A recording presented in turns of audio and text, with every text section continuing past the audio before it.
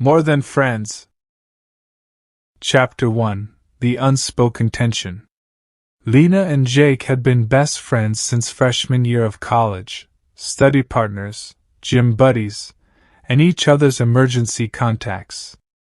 They knew everything about one another, Lena's fear of thunderstorms, Jake's obsession with 90s rock bands, and the way they both secretly craved something more but never dared to cross the line. Until one rainy Friday night. After too many tequila shots at Jake's apartment, laughter turned into lingering glances. Lena's fingers brushed his arm as she reached for her drink, and neither pulled away.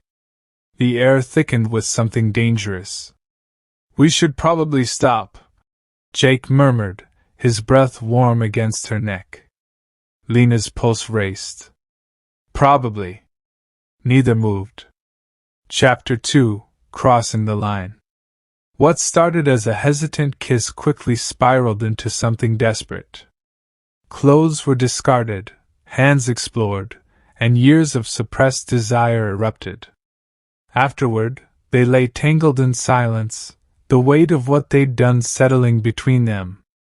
"That was," Lena trailed off. "Complicated," Jake finished. Chapter 3. The Aftermath. Awkwardness replaced their easy camaraderie.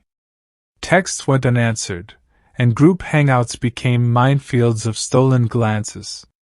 Lena dated a guy from her grad program. Jake threw himself into work. But the memory of that night haunted them. Then, during a camping trip under the stars, Jake finally said it. "I can't pretend I don't want you." Chapter 4. The Morning After. The sunlight spilled through Jake's blinds, painting stripes across the rumpled sheets. Lena lay awake, her back pressed against his chest, his arm draped heavily over her waist. She could feel the steady rhythm of his breathing, the warmth of his skin. Last night had been reckless. Electric. Incredible. But now, in the quiet of the morning, reality settled in.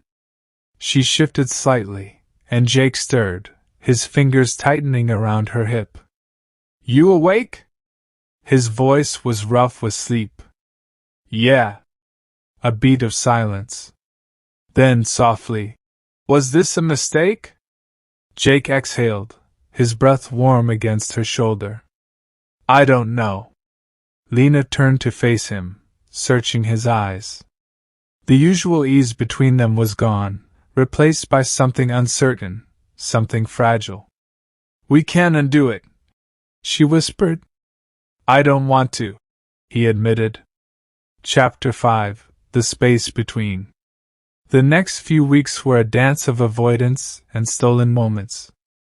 They still met for coffee, still joked about their usual nonsense, but now there was a charge in the air, an unspoken question neither dared to voice. "What are we?" One evening, while studying at Lena's apartment, Jake reached for her hand. She let him take it. "We should talk," he said. Lena's stomach twisted. Talking meant defining things. Defining things meant risking everything. "Okay," she said anyway. Chapter 6. The Truth. Jake's thumb traced circles over her knuckles. "I don't want to lose you," he said. "But I also don't want to pretend last night didn't happen." Lena swallowed. "What are you saying?" "That I've thought about it. A lot. And I don't think I can go back to just being friends." Her heart pounded. "What if we ruin everything?" Jake leaned closer, his forehead resting against hers. "What if we don't?" Chapter 7. Intimacy Beyond Sex. They took it slow. Not because they didn't want each other, God, they did, but because this thing between them was bigger than physical desire. It was the way Jake memorized how Lena took her coffee, 2 sugars, a splash of oat milk. The way Lena knew exactly when Jake needed space and when he needed to be pulled out of his own head. It was the quiet nights spent on the couch, limbs tangled, talking about nothing and everything. It was the way they fit together, not just in bed, but in life. Sex had been the spark, but this, the trust, the vulnerability, the unshakable knowing, was the fire. Final chapter, More Than Friends. Months later, on their annual camping trip, Jake handed Lena a thermos of hot chocolate, her favorite, and kissed her temple. "Remember when we were just friends?" she teased. Jake grinned. "We were never just friends." And he was right. Some bonds are too deep to name. Some loves begin long before they're spoken aloud. And sometimes, the best relationships are the ones that start with a leap of faith, and a single, irreversible night. Chapter 8: The First Real Date. They had known each other for years. Movie nights, shared hangovers, inside jokes whispered at parties. But this was different.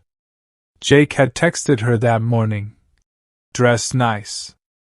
7 p.m. No questions." Lena had stared at her phone, her stomach flipping. A date. An actual date. She spent 2 hours agonizing over outfits before settling on a deep green dress, the one Jake had once said made her eyes look like that forest we got lost in last summer. When he picked her up, he was wearing a button-down she'd never seen before, sleeves rolled to his elbows.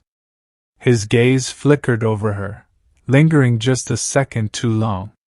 "You look..." He swallowed. "Yeah." Lena laughed, nerves dissolving. "Eloquent." Jake grinned, rubbing the back of his neck. "Shut up. Let's go." Chapter 9: The Art of Learning Each Other Again. Dinner was at a tiny Italian place with flickering candles and a waiter who kept refilling their wine without asking. They talked about everything except them: work, Jake's terrible roommate, Lena's mom's obsession with gardening. But then, as they shared tiramisu, Jake's foot brushed hers under the table. A simple touch, but it sent a jolt through her. Their eyes met. This is new, Lena thought. And also the most familiar thing in the world. Chapter 10: The First Fight. It happened 3 weeks in, over something stupid, a mistext, a misinterpreted tone. "You're being ridiculous," Jake snapped, running a hand through his hair. Lena crossed her arms. "I'm not the one who overreacts to everything." Silence. Then Jake exhaled sharply. "This is why we shouldn't have done this." The words hung between them, sharp as broken glass. Lena's chest tightened. "Do you mean that?" Jake looked away. "No." She stepped closer. "Then stop pushing me away." A beat. Then his shoulders slumped, and he pulled her into him, his voice rough against her hair. "I don't know how to do this." Lena pressed her face into his chest. "Neither do I. We'll figure it out." Chapter 11: The Quiet Moments. The best parts weren't the kisses or the whispered confessions. They were the in-between. Jake tracing idle patterns on Lena's back while she read. Lena leaving coffee on Jake's nightstand before early meetings. The way they still bickered about takeout orders but now kissed mid-argument, laughing against each other's mouths. One rainy Sunday, they stayed in bed until noon, tangled in sheets and half-hearted promises to be productive.